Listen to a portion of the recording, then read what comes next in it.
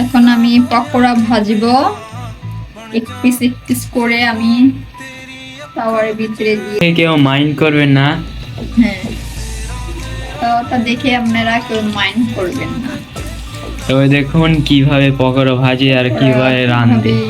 ভাজে কিভাবে খাওয়া দরকার একটা একটা করে দিয়ে দিচ্ছে, দেখতে পাচ্ছেন একটা একটা।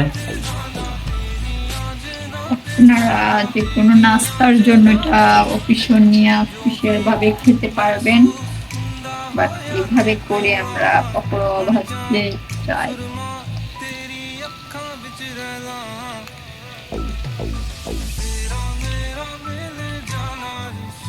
এটার ভিতরে কি কি দেয়া লাগছে, কি কি দেওয়ার দরকার ছিল সেগুলো আপনাদেরকে দেখাবো। কিতা বল।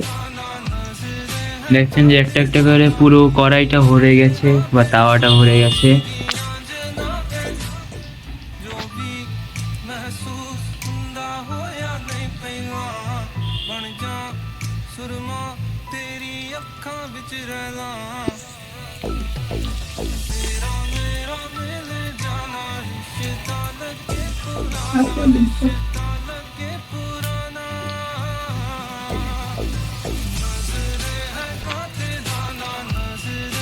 অনেকগুলো দিয়েছি, পুরোপুরিটা ভরে গেছে।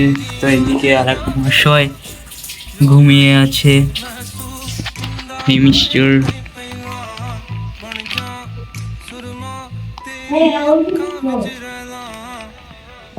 তাকে কি মেরেছে যেন নাকটাকে পুরো ভেঙেছে, চোখে আইলাইনার লাগিয়ে।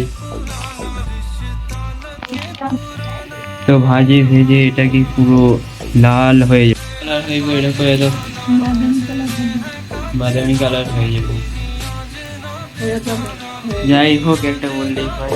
এদিকে আবার একটা ভাজছে।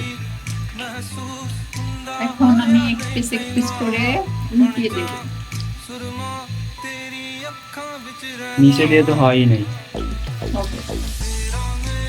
আমি এক পিস করে উল্টিয়ে দেব, বেশি ফুলে গেলে সেটা স্বাদ হয় না। হালকা থাকবে ভাজা করতে করতে আমি উল্টিয়ে দিচ্ছি। তো আপনারা এবার দেখে নেবেন কিভাবে এটা করতে থাকতে হয়।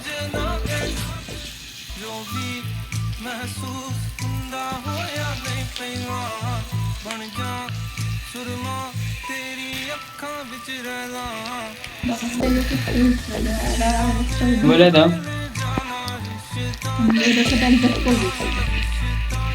প্রথম আমি পাতাকপি তারপরে গাজর দিয়েছি, তারপরে একটু লাল কালার হবে, তারপর আস্তে আস্তে আমি পিস করে নামিয়ে দেব।